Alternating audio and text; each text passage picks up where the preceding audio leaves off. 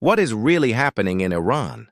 Why did millions of people take to the streets? And what has happened to them since? This is the full story, from the beginning to now. The latest wave of protests in Iran began in late December 2025. At that time, the country was already struggling with a severe economic crisis. The Iranian currency collapsed further.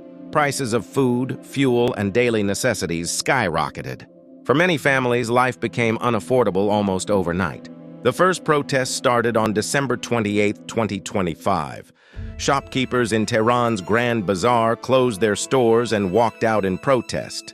This was a powerful signal, because the bazaar has long been the backbone of Iran's economy. What began as economic frustration quickly spread across the country. Within days, protests erupted in dozens of cities and towns. Students, workers, shopkeepers, and ordinary citizens joined the demonstrations. At first, people demanded economic relief, lower prices, jobs, a stable currency, but very quickly the message changed. Protesters began chanting against corruption, mismanagement, and the political system itself. The demonstrations were no longer just about money. They were about dignity, freedom, and the future.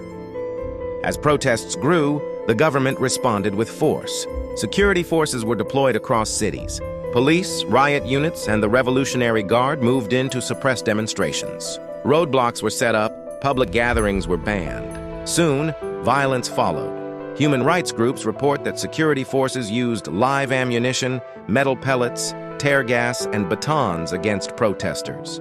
Videos shared online, before the internet was shut down, showed people being beaten, shot, and dragged away.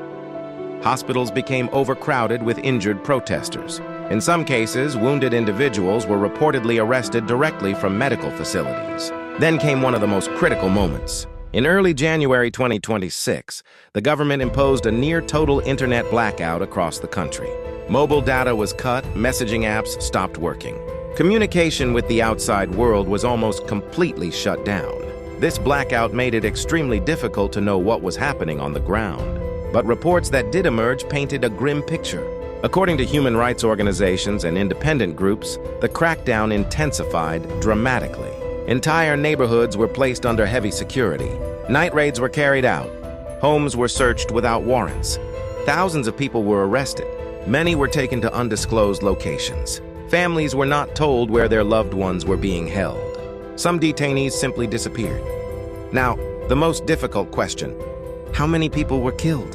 There is no single confirmed number. Iranian authorities say just over 3,000 people died, including civilians and security forces. Independent human rights groups, however, report much higher figures. One widely cited rights organization estimates that more than 6,000 people were killed. This includes protesters, bystanders, and over 100 children. Tens of thousands were arrested. Because of the internet shutdown and fear inside the country, these numbers are extremely hard to verify. But nearly all international observers agree on one thing: the scale of violence was massive.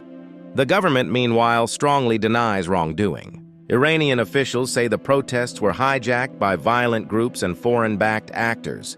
They claim security forces were responding to chaos, sabotage, and attacks on public property.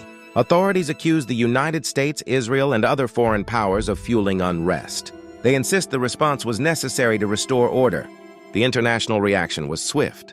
Human rights organizations condemned the crackdown. The United Nations called for independent investigations into possible human rights violations. In late January 2026, the UN Human Rights Council voted to expand a fact-finding mission into events in Iran. This means international investigators are now formally collecting evidence of abuses. Soon after, the European Union took a major step. EU leaders officially designated Iran's Revolutionary Guard as a terrorist organization.